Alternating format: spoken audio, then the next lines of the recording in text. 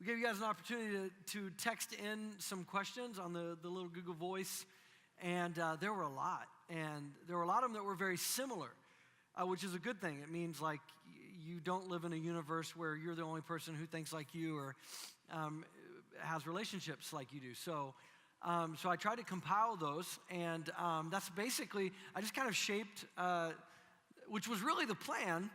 So y'all came through and asked questions, because had you not, I would have kind of had to figure out kind of how a different way to do this. But here's kind of where we went last week, because that really sets up where we're going tonight. The language that we use culturally reveals a kind of, when it comes to relationships, the language that a lot of people use culturally in our modern world reveals this kind of belief that love is like magic. Some of the phrases, definitely not all of them, but language like destiny, soulmate, the phrase falling in love, or for us Christian folk, it might be God brought us together. I found my one and only. I found the right one. And I said last week that I do believe that I'm down personally with the idea that there is a right person. I actually think there's probably countless potential right people for you or for me. I made it clear I was not talking about polygamy. But here's my definition of the right person. Based on this, I think there's probably potentially countless potential right people.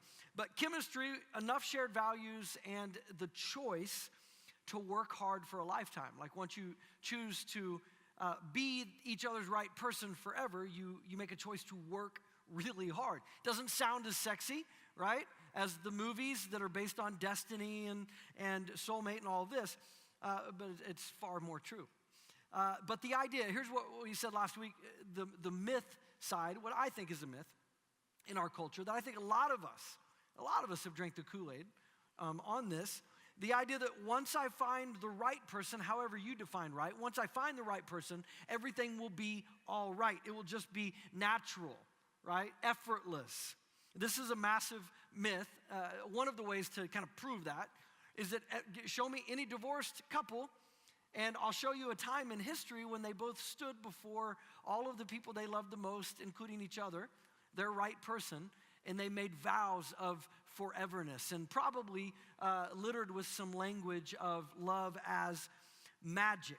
And then this idea that brain science, right, shows us that romantic feelings literally, chemically in our brain makes us high on the person, which isn't a bad thing. I think it's actually a pretty great thing that teaches us about God, that he created us, that love's pretty cool.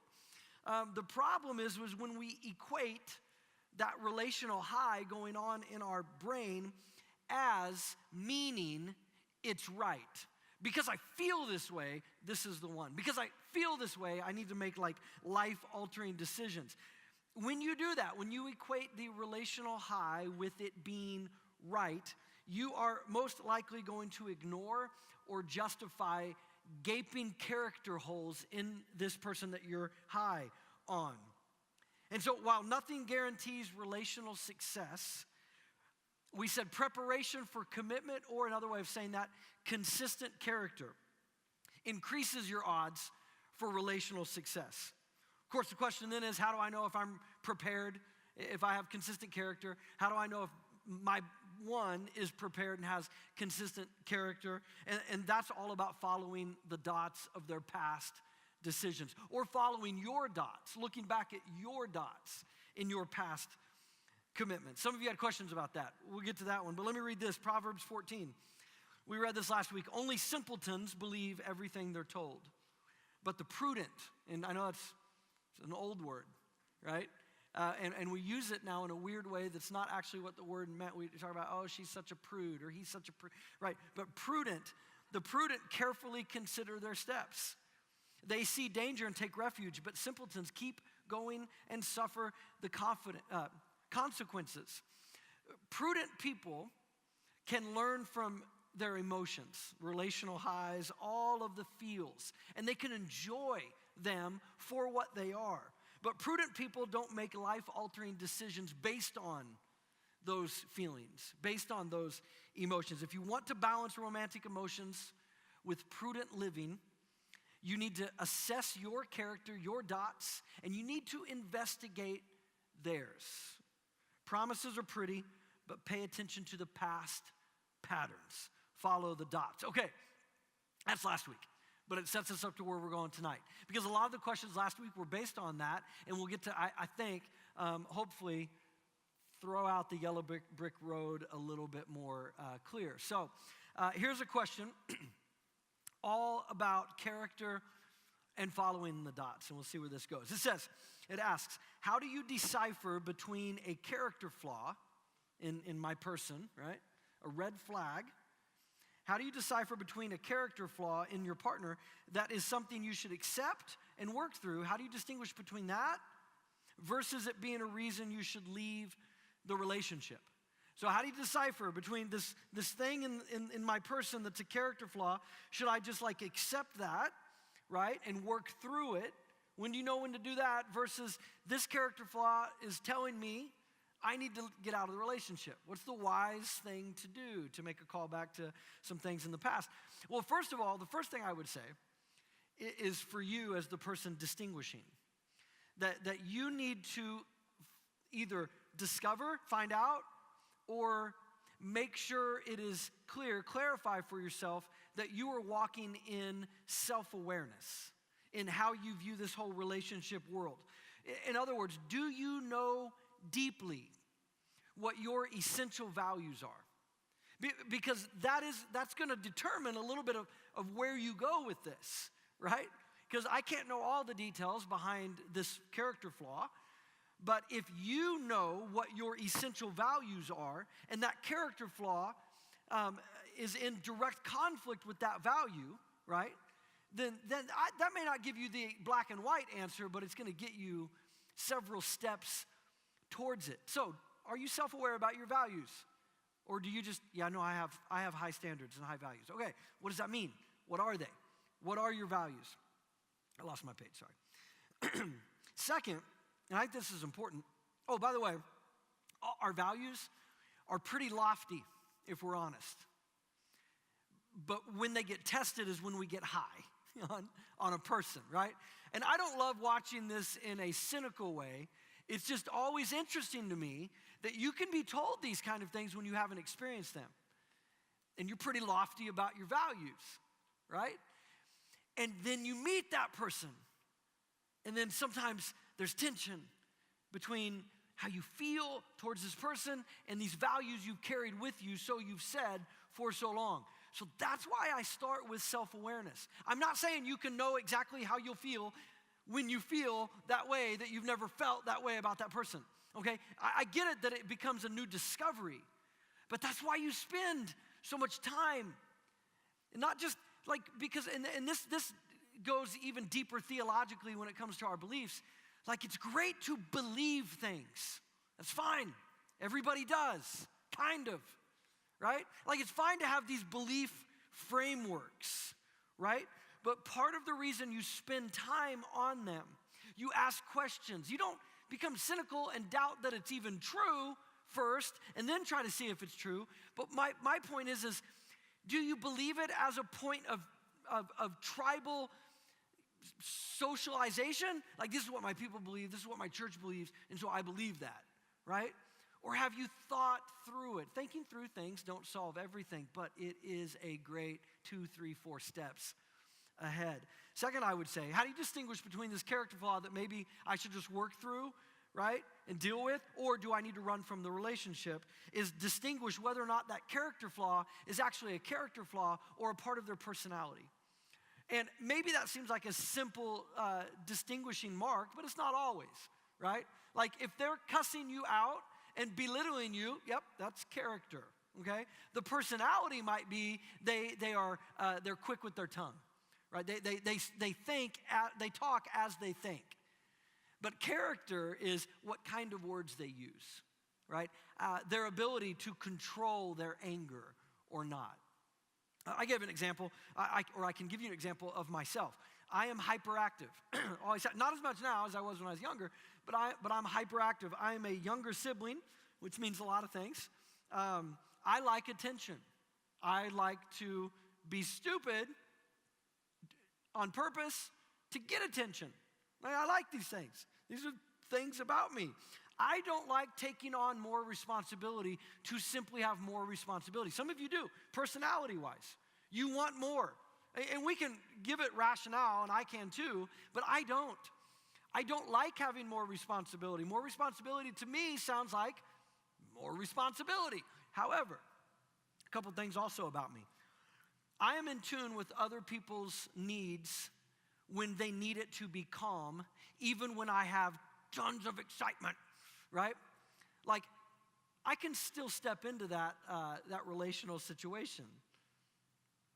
While I still use wisdom to say no to more, often I'll say no because I don't need more. It's not really needed that I do it. So I can say no, but when I do say yes, I'm highly responsible to get things done in a fairly efficient way. Okay, one of those is personality, hyperness. I'm a younger sibling. I love to get attention. I don't necessarily like more responsibility, right? That's personality. The other, though, how I respond to it, that's character. So make sure you distinguish between personality and character. You may be annoyed by their character, by their personality. And so that's one you would need to work through, but that would be more on you. More on that later when we talk about how it's totally possible to change people. That was sarcasm. Okay, more on that later. And then finally, how to distinguish, share the issue, this character flaw. If you're like, no, it's a character flaw, not personality. Okay, share that issue with someone older, wiser, trusted, okay, a believer who, and I say older because they just have more experience most likely, someone who's wiser that you trust, that knows you well, that you know they have your best interest in mind, which means they'll tell you the truth, even if it hurts. Take this character flaw issue to a person like that, and then listen. And then you need to go do the work when it comes to self-awareness. So you assess your character, the dots, and you investigate theirs. I want to get to the heart of this idea with a true story. This girl named Denise, I read about her in an Andy Stanley book. He met her, heard this story from her. He shares it in this book. I want to share it with you. Denise was raised in a Christian home, Christian values. She went through college, and she graduated college, moved to Atlanta, in the city of Atlanta. She was working there. She dove deep into the club life, the party life, and the casual hookup life. And she said that she didn't drop her beliefs. She didn't become an atheist. She said it was really clear that these beliefs were not central to my life. Guys, men came and went. This was normal in her circle of friends. And then she was at a friend's apartment party, and they were there for a while when a young man and his group of friends came in, and she said this guy, she worked her way into the conversation. Good-looking guy, so that's the first thing she noticed, right? Confident, good-looking guy. Worked her way into the conversation, and she found out very quickly that he was like the whole package in her mind, right? He had the looks, he had the personality, he had the career, and she also found out he was a believer, but not just a Christian. He clearly, the way he talked about his faith, he was very serious about his faith. And this surprised her because it was attractive. She went home that weekend. I don't know where her home was, but she was home, away from Atlanta. She was with her mom. They're folding clothes, had been doing laundry. And she's telling her mom about this guy. And she says, Mom, let me see if I can find her little quote. She says, Mom, he's like a real Christian. He's the kind of guy I've been looking for. And her mom, who knew about her party life, right? Denise didn't make this a secret. Her mom stopped folding clothes and said, oh, honey, the problem with that is a guy like this isn't looking for a girl like you.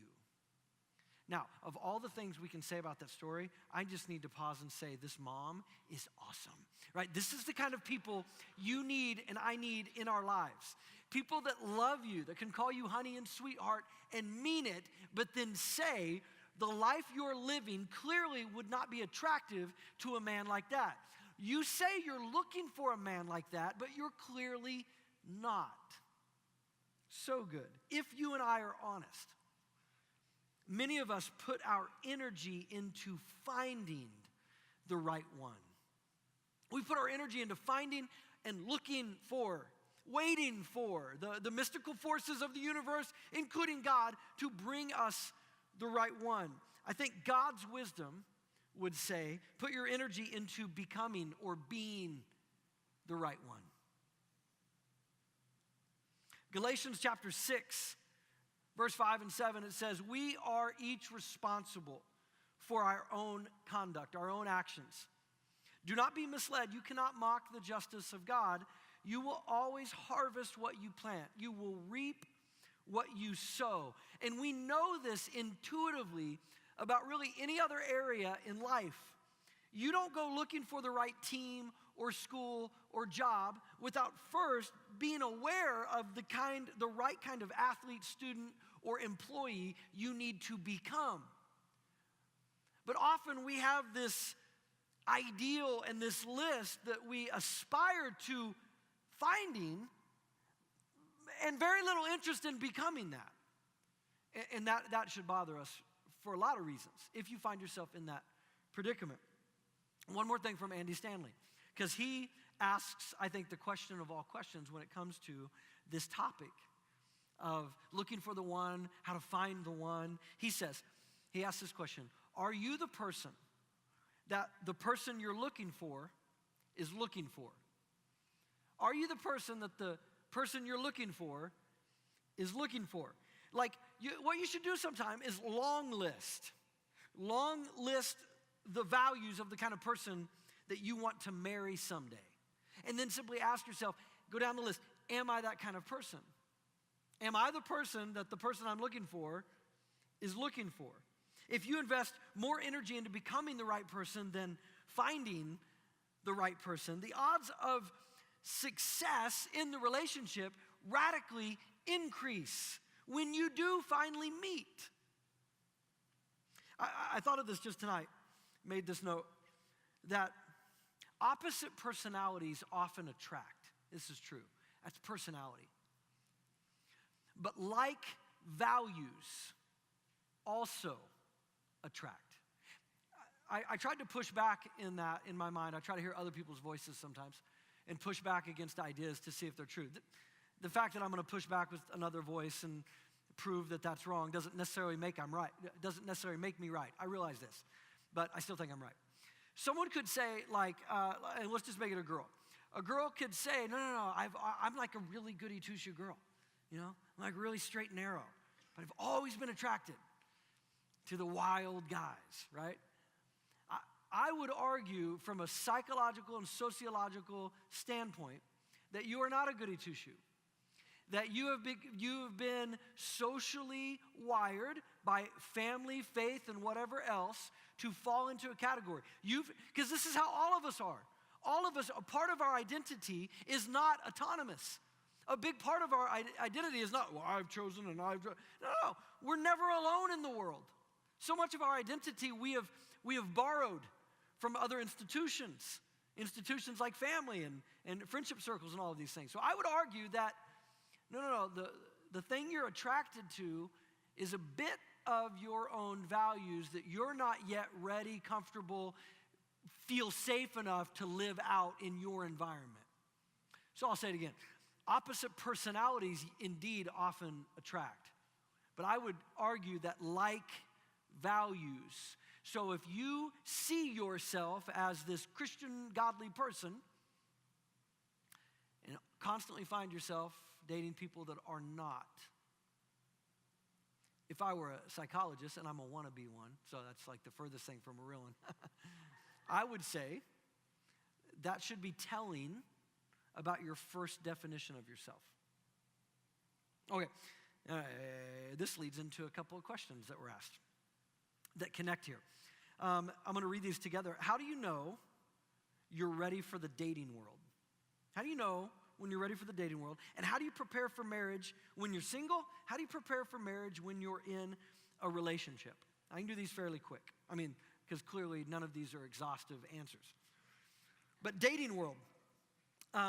First of all, how do I know if I'm ready to jump into the dating world? you need to distinguish between something. Distinguish between the cultural dating world, what the cultural dating world really is. Distinguish between that and what it is you think you want. You might find that they're very similar. And so my answer would be very different if you're like, here's the dating world, X, Y, and Z, and that's what I want. Then how do I, if it's the immature, in my opinion, the immature dating world, then if that's what you want, I would just be like, bro, you're ready. Sweetie, you're ready. You know what I mean? But if you're distinguishing between that dating game world and kind of like a more mature view of dating to build friendships, to find out shared values, to get to know someone, ultimately choosing to invest into someone that you do have those shared values, chemistry, right? To make a choice to make that long term, right? Then I would say you need to know what you want and what it's going to take to get it. Often what it's going to cost you, especially if you're distinguishing and saying, here's the dating world game world, but here's what I want. So when you're ready, you may indeed already be ready. What I'm saying preparation-wise, you need to make sure that you've distinguished between the two so you don't have a big letdown, right? Because if you go in thinking you can play the game, but also these lofty ideas of maturity in God's way is what I want, but I'm gonna still go try to put my foot in the hot water of this silly little dating world, right, of my culture. You're gonna have a letdown. So and I'm not even making judgments yet. I'm saying you need to make sure and distinguish between what it is you really want and what the culture often offers. That's the dating world. How do I prepare for marriage? I'm just going to answer it in general because I think it's the same whether you're single or in a relationship. Because it is simply character formation. Becoming the right person. This transcends any relational status. You can be dating for 5 years. Amy and I dated 6.5 years, engaged a year. I read probably 6 books on marriage before we got married because that is part of my makeup. When I don't know things, I don't want to just skim some stuff. I want knowledge, right? So that's what but here would be my pushback to myself. I don't think that's what's needed. I think that's what's needed for my personality, right? To nurture some things in my soul when I'm anxious. But that's not those books didn't help me make it better, a bigger chance that I'm going to have a more successful marriage. My character formation did. Amy's character formation did, right? And so how do you prepare when you're single? You do what you do as a good human that follows Jesus. You build your soul. You become the right person as a human being in the eyes of God. Well, okay, but what about when you're dating? Yeah, same answer. And I would also say, to both of these questions, how do I know when I'm ready to get in the dating world? How do I prepare when I'm single or in a relationship? Don't make this relationship goal thing the central theme of your life. Because if it is, you're shooting far too low. That should not be the central driving force of your life. Finding someone while single or someday, like you've already got that person, but someday when we get married, right? Like these shouldn't be the obsessions that drive us. Relational wholeness and balance is essential. And you're going to have to fight for that when you're high with this person. Let me unpack that a tiny bit before I move on, especially for those of you that are dating. You're early on in the relationship, even more importantly, you're going to have to fight for relational wholeness and balance. Time with your friends without your girlfriend or without your boyfriend. Time with your family without your boyfriend and without your girlfriend. Because you're not married. You're not one. You're two. And so live as such. Make sure even when all you can think about is, did they text, did they call, but I'm just not as happy when I'm with them. Even more reason to be intentional and to set goals and to get accountability and to have relational wholeness, which you achieve ultimately by making sure you're relationally balanced, that you have friendships that matter deeply outside of her or him, and family time that is deep outside of him or her. Okay, let's talk about a vision for becoming the right person. Becoming the right person, in my opinion, is all about taking responsibility for this one and only life that you and I have been given. And responsibility is more than something you take. It is a process of decision-making ownership designed to develop into strong character. It's a process of decision-making, but ultimately owning those decisions that you make. That kind of responsibility develops into strong character. So let me ask some questions before we ask some questions that you texted in. Are you being responsible for your actions? Do you take responsibility for the choices that you make? No excuses, no blame shifting for the choices that you made. Were there factors that influenced why you made this or that decision? Of course. We live in a world as such, but your actions were still your choices. Luke chapter 19, the tax collector, Zacchaeus, this is a great example, one of my favorite in the Gospels when it comes to what real repentance is. Zacchaeus was a tax collector. That means he's a Jew that collects taxes for Rome, but he collects taxes from his fellow Jews. Jewish people hated him. He was kicked out of almost every religious circle. He was outcasted. Zacchaeus had plenty of reasons to blame other people for his choices to extort their money from his own people. He was outcasted, ignored by the religious establishment, so he could have easily argued, I did what I had to do, right? And yet one afternoon with Jesus, eating a meal with Jesus, and Zacchaeus offers this with, at least according to the story, in the story anyway, there's no prompts from Jesus for him to say this, but what he said was, Lord, look, here and now today, this day, I give half of my possessions to the poor, and I'll pay back 4 times anyone that I've cheated, right? Total ownership, no excuses, full responsibility for his action. And it seems that he did it with joy, and that has everything to do with meeting Jesus.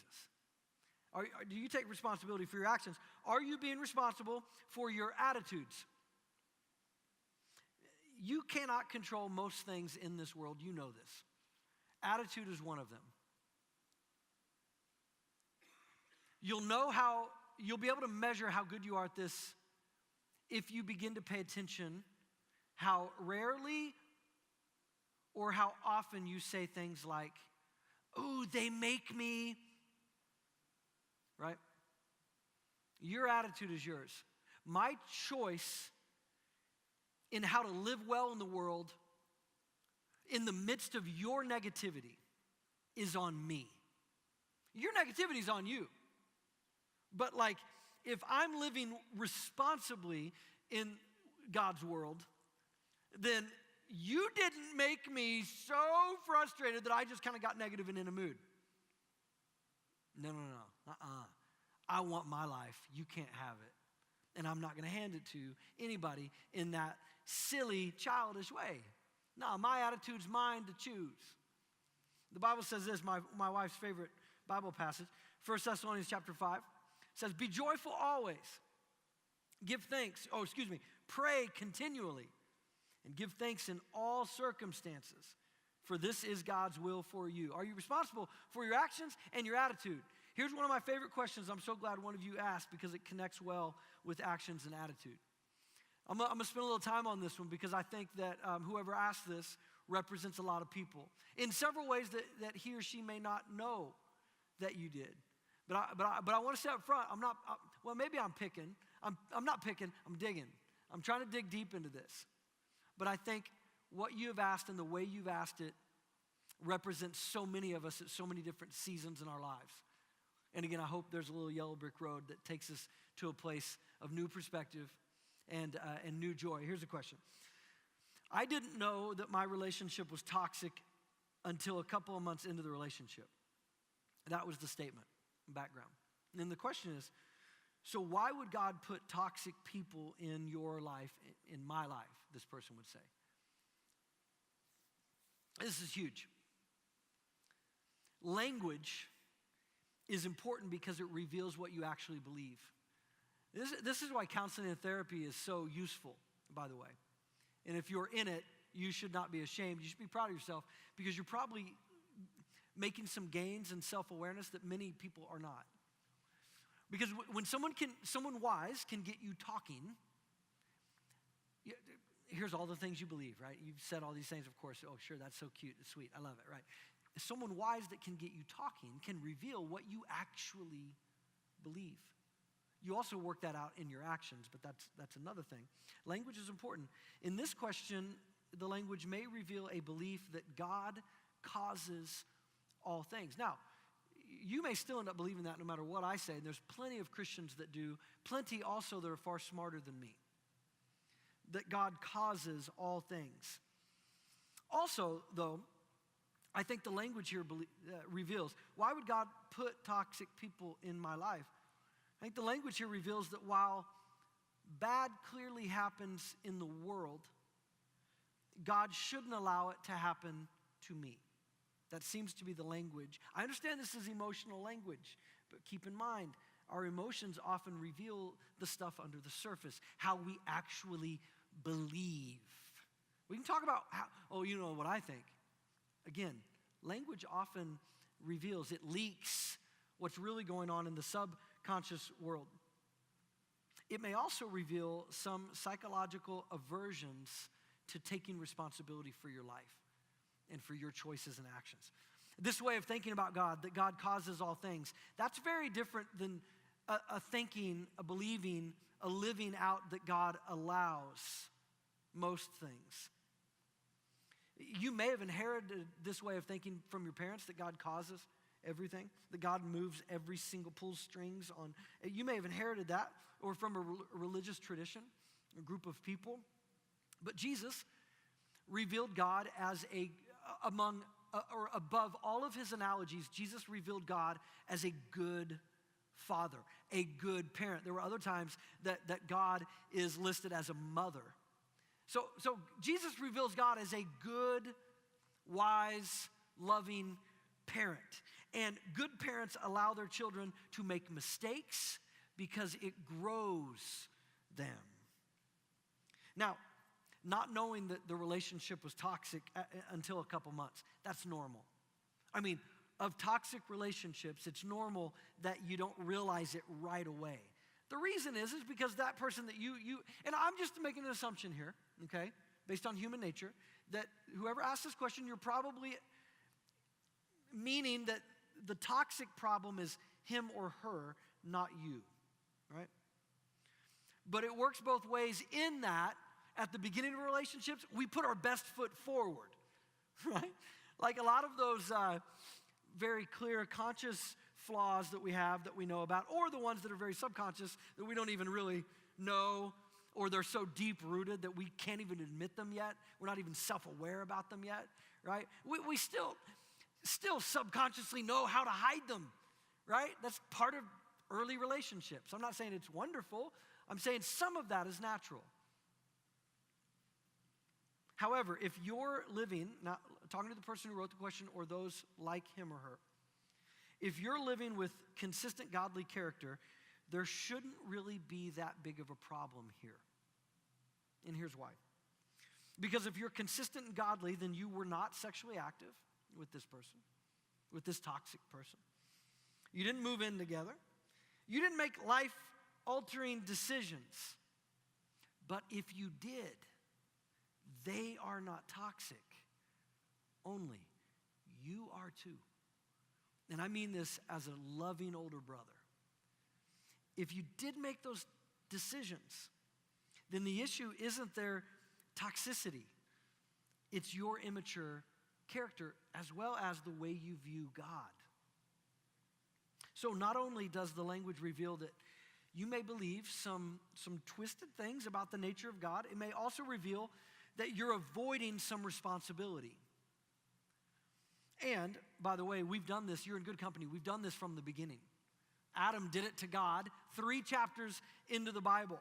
After Eve gets tricked by a talking snake, evidently, and then she gets her husband, Adam, to do it, and then God shows up and says, Adam, what have you done? And Adam, in verse 12 of Genesis chapter 3, said, God, the woman that you put here with me, she gave it to me. Adam doesn't just blame Eve, he blames God. And then we get all the way to Proverbs. Proverbs chapter 19, verse 3, it says, a person's own foolishness leads to their ruin, but their heart, it rages against the Lord. It blames God. So back to the language. If I was your therapist, I might have you ask, why did I see this as God putting this toxic person in my life? Do I see God as a fairy godfather who arranges everything for me versus a good parent who allows me to grow? And am I blame shifting? Do I need to take some ownership? Do I need to find the toxic nature in my own character? Because listen, that doesn't ignore the toxic part of the other person's character. You just can't do much for them, but you can do a whole lot for you. Okay, are you being responsible for your associations? Associations, fancy way of saying the relationships that you're in. Proverbs chapter 13, verse 20, walk with the wise and you'll become wise. Associate with fools and you'll cry out from the disasters that will follow. Paul, in 1 Corinthians chapter 15, he quotes a Greek poet named Menander. Paul says, don't be misled, and then he quotes this Greek pagan poet. I love it. That's 3 quotations by Greek pagans from the great Apostle Paul. All truth is God's truth. I love it. I haven't even given you the quote yet. He says, don't be misled. Bad company corrupts good character. Here's the text in question that I wanted to use in light of this. One of you wrote in, I'm a Christian who's in a long-term relationship with a non-Christian. What general advice would you offer on this? I love it. General advice. You're just assuming I've got an opinion. And, well, sure, I do. What I was thinking about was how awkward it would be if that, every couple in here where one of you's a Christian, one of you's a non-Christian, you're both wondering if the other one, right? All the non-Christians are like, what's the problem? It's just fun for my mind, but I have a few things to say. I understand many Christians. I know I probably overanalyze the language of questions maybe too much, but I want you to know if we were one-on-one, drinking a Coke, talking, I'd do the same thing. Because again, I think my language, your language, is so revealing. So I understand that many Christians see following Jesus as a category to describe the tribe that they belong to, or more often than not, the tribe that they do not belong to. So I understand when you might write, I'm a Christian. I know that many people, I don't know about majority, but close. What they mean is, what you might mean is, well, you're a Christian because you're not a Muslim. So, I've had people say, well, of course I'm a Christian. I'm an American. No. But Jesus didn't mince words. I just want to make this point so that we make sure we're able to give general advice in the right context. Jesus asked for total allegiance, complete. So if we assume by I am a Christian, if we need to make an assumption that you mean complete allegiance to Jesus. So I'm going to assume that. That's where I'm going to start, okay? Just need that in the background. So to assume that means that for that Christian to date the non-Christian, I'm then going to assume a couple of things. I'm going to assume that it would imply a couple of things. One, I'm going to assume that it would imply that the two of you were dating before you came to give your allegiance to Christ. Make that or it could be that you struggle with wisdom, and I'm not making fun.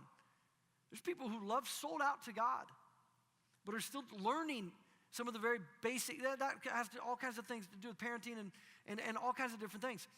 But maybe you struggle with wisdom. Because again, if you were already someone who sold out to Jesus, you give complete allegiance to Jesus, what else does Christian mean? It truly means nothing else. Culturally, it can. I get that. But I want to talk language for what it's supposed to truly mean. So if you give full allegiance to Jesus, but you're still dating a non-Christian, making a choice to, why would you have the deepest relationship? Because this is a long-term relationship, the question says. So why have the deepest relationship with someone who doesn't share your deepest value? That to me is a wisdom problem, not a moral problem. It could lead to a moral problem that you choose. But to me, the nature of the decision points more to a wisdom problem. It may reveal that Christ at the center isn't your deepest value. I'm not saying that if a Christian dates a non-Christian, it means that the Christian is not so. I'm not saying that. I'm saying it could mean that, and that you need to do the internal work to ask. Or three, it may mean that you think that you can change the person. You've given full allegiance to Jesus, but you're attracted to this person, and whatever other reasons you decided to date them, and you believe you can change them. All right, let me say a couple things about that. People do not change people. I am right. Because psychology has proven this now for millennia, right? This is how life, now, you can inspire other people. You can manipulate other people. You can encourage them. You can build them up. I believe that you can actually speak change by the language you use into their life that they then can choose to work toward the change. Well, I do it in parenting all the time, right? It's reverse psychology. It's praising, building up their ego in a healthy way, and then getting the result that you actually wanted. But they chose it, right? I didn't change Silas. Nobody going to change Silas. I know. He's a little miniature Dusty, right? But we can inspire and speak life in such a way that it at least can be somewhat predictable toward a change. This person's been in the relationship for a while. And I don't make light of that, by the way. And I'm not saying simply because you're a Christian and they're not that you need to break up. Because I've bumped into enough somewhat exceptional cases to at least know that I don't think it would be wise that they just part ways completely and break up. I would say more often than not that's the case. Of course, if you've compromised those values that you would have said have given full allegiance to Jesus, then it's clear your allegiance may not be fully given to Jesus. It may be given to this person. And that's a character issue, yours, not theirs. So yes, break up. Not because they're a non-Christian, but because maybe you're a Christian, but maybe you're not fully devoted to Jesus, and that's a problem. And you shouldn't wish that on this non-Christian, for them to be dating you, right? So you need to break up. Not because they're non-Christian, though, just because you're not walking the way clearly you need to in your life. And don't get into a deep relationship with someone who isn't at the same place of faith you are. When you break up and you get right, it can be a value that is non-negotiable, right? And now then you might run into the problem because if you haven't compromised and this person is accommodating, right? They're accommodating to your values. You need to ask some serious questions about the future. Like, what issues may emerge in marriage and parenting? Are you thinking clearly right now when you think about this relationship, or are you still high? Do you have insight from wise, godly people who you know well and they know you well and want best for you and will say it? What's the wise thing to do in light of your past experiences, current circumstances, and future hopes and dreams as a sold out, fully loyal to Jesus Christian? Is it wise? I'm showing my cards a little bit. Is it the wise thing to do to make the deepest human relationship, to build that with someone whose full loyalty is not to Jesus? But I can't answer it for you. You have to. Are you being responsible for your aspirations? Another temptation, I believe, that comes with being intoxicated with someone is pressing pause on your aspirations and dreams. Choosing the immediate gratification of love, of the love high, over the continued hard work of character formation, which pursuing your dreams is a part of that. Romans chapter 12, verse 7 through 8 tells us to use whatever you're good at for the kingdom of God. So two mature, godly people who've worked hard at becoming the right person are both going to want the other one to flourish and serve God's world well through their dreams and aspirations. So here's a question I thought kind of fits. What advice can you give about wanting to pursue someone, but not knowing if they're ready to be pursued? This one's pretty easy because I can do it quick. One word. I don't know if it's a guy or a girl. One word. Courage. You just need to go find out. You need to go tell him or her that you're interested and you'd like to spend time together to get to know them. And then you may find out that they are not interested in being pursued by anybody right now. They've got this thing going on in their life that dating is not a part of that. Or you may find out that they're not interested in being pursued by you. But either way, you win. And here's why. When you live in courage, you always grow. And when you grow, you win. And you become more self-aware. And you realize that one person's attraction to you does not destroy you, right? You cannot find that out if you hide. You cannot find that out by speaking certain language in projecting it into the world for yourself that, she would probably, or he would never want to date someone like me, so I'm just not even going to, you're creating dark worlds for yourself. Because you can say, but what if I do that and then I find out they don't want to be pursued by me? That's not a dark world. You just went and told them that you're interested and you want to spend time. And they somehow either directly and kindly or not so directly and passively and weirdly said, no, I don't like you, right? And you went and got in your car and you cried or you were angry or you were hurt, but you survived. And you don't go and hide the next time. You go and do it again. And you go find that guy or girl that's even better looking and even more of the complete package, and you try again.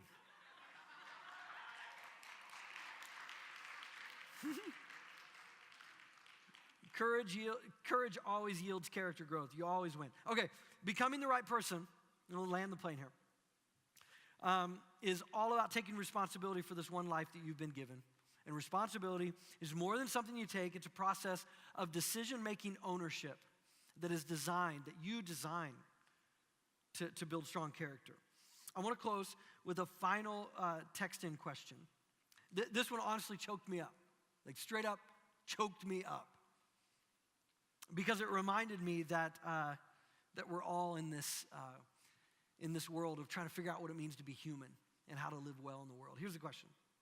A really short one, but so powerful. How much consistent character is enough to erase my past dots?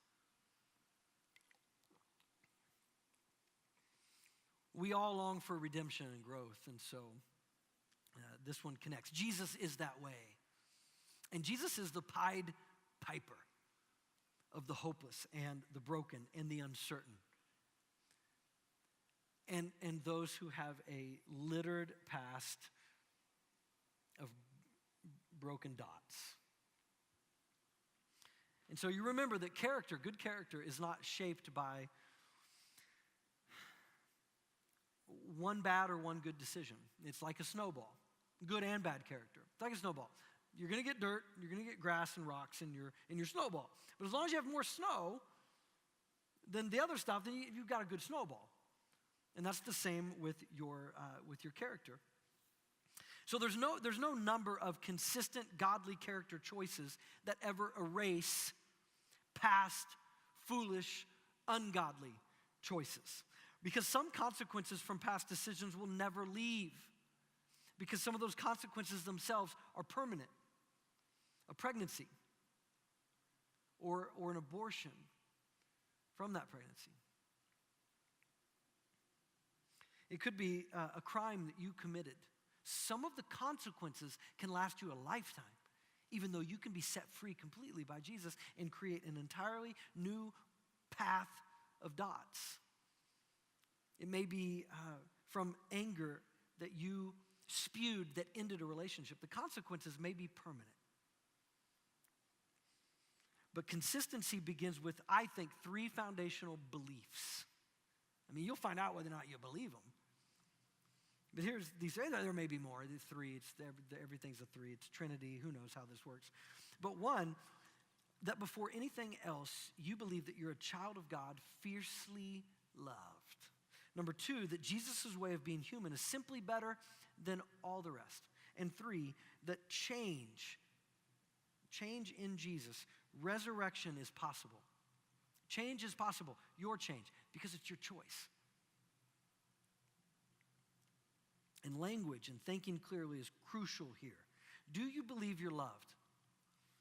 Beginning or moving deeper into consistent character has more to do with belief than trying hard. And here's why. There's work for sure, the trying, there's work for sure. But truly believing that you're loved will free you from shame, and it will energize you forward. I have what I think might be a silly illustration, but it may just work. Maybe you have a friend who has this dog, girls, maybe you have a girlfriend who has a dog, and it's a sorry excuse for a dog. Come on, let's just be honest. It's this little yapper, and it's this little bitty, literally you could do this and it wouldn't exist, right? This little dog, it's kind of homely, right? It's like the lip sticks up, its teeth. But your friend adores this dog, loves this dog, loves it, right? Loves on her. Oh, I love my dog. And then she goes out of town and she needs you to watch the dog, care for the dog, right? If you're a good friend, you take extra care of this dog. You got the dog on a leash. You don't do games like Dusty might. You don't let the leash go a little further into the road by the cars. No. I'm a good friend too. I wouldn't do that, okay? It would be fun, but we wouldn't do that. And why? Not because in our opinion, there's not intrinsic value to the dog. At least there's not intrinsic beauty to the dog, in our opinion. But the friend's love for the dog creates value. Listen, I may have subconsciously borrowed this off of one of Jordan Peterson's rules, now that I think about it. But if you were to treat yourself anywhere near the way you would treat that dog, you're on a road that will lead away from shame and towards living in a belief system that says, I am loved fiercely by God. Because Jesus has made it painstakingly clear from a cross that God adores you just as you are. That you actually don't have it in and of yourself fully to step out of the mess that you've made. That you will need his love. So he loves you just as you are. If you saw yourself like that mangy dog that your friend, God, loved dearly and treated yourself as such, you would find that that belief system would set you on a trajectory toward whole and healthy living. You would begin to create the dots. You would begin to see them emerge quickly. I've seen it so many times. People with horrendous pasts come to know Jesus, okay? Not become religious, not finally get their act together, not get super ethical. Come to know Jesus. Because the people that hear the gospel, the actual gospel, and that's what they're converted to, the person of Jesus, you can often see these, there's all kinds of dots here, but you see these new dot paths emerge often fairly quickly. When that happens, when you believe that you're loved. You're loved whether you believe it or not. The fruit you'll yield from that and the life that you'll be given has far more to do with you. Because you have to choose whether or not you believe it. And then, like all things, it begins by taking the next good step that's in front of you. Louis, Brianne, come on up. Amy broke up with me halfway through my first year in Bible college. Punk, right? Amy's my wife, by the way, so it worked out. She was a big part of my identity. We dated, from the time I was 16. She was 15. We were both non-Christians in high school, and I'd made some radically bad choices as a teenager. But then we both came to Christ the same year. And I remember that time period that she broke up because it felt so monumental. It felt massive. I remember Brad coming to my house with a 12-pack of beer and saying to me, come on, I heard Amy broke up. Come on, man, just you and me. Nobody will know. I won't tell anybody. Just you and me.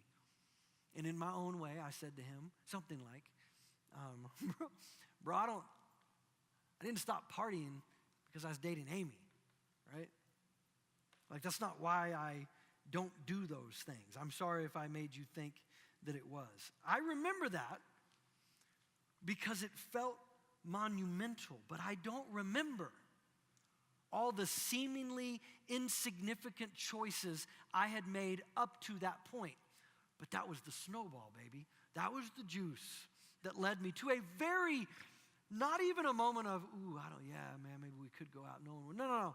Like, bro, I don't not get drunk because I dated Amy. Jesus, Brad, I wasn't cussing at him. I was telling him it's Jesus. 3 years later, a few months before we got engaged, and I've told this story a lot, is just going to connect it here. I had this very attractive older woman that I worked with at a country club offer for us to be together. We were the only ones at the country club. No one would have known. She just didn't exist in my world, in terms of people I knew.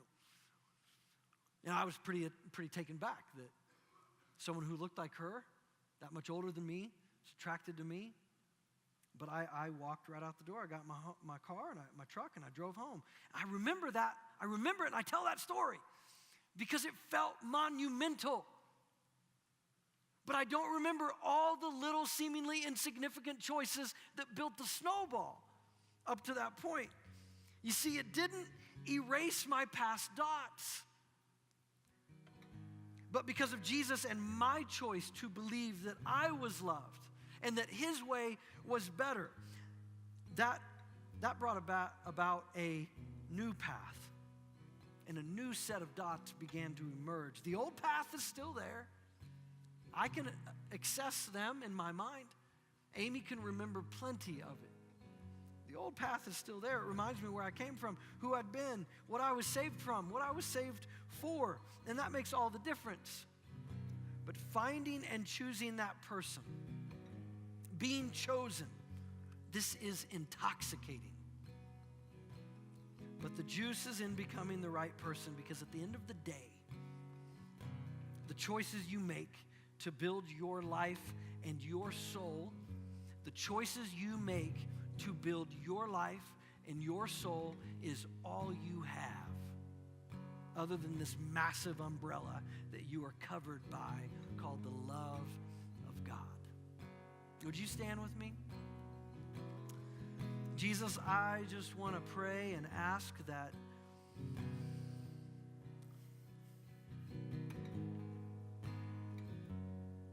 you would speak to the hearts of those who, if they were to unpack it all, it would reveal that they don't believe that they are loved and adored by you just as they are.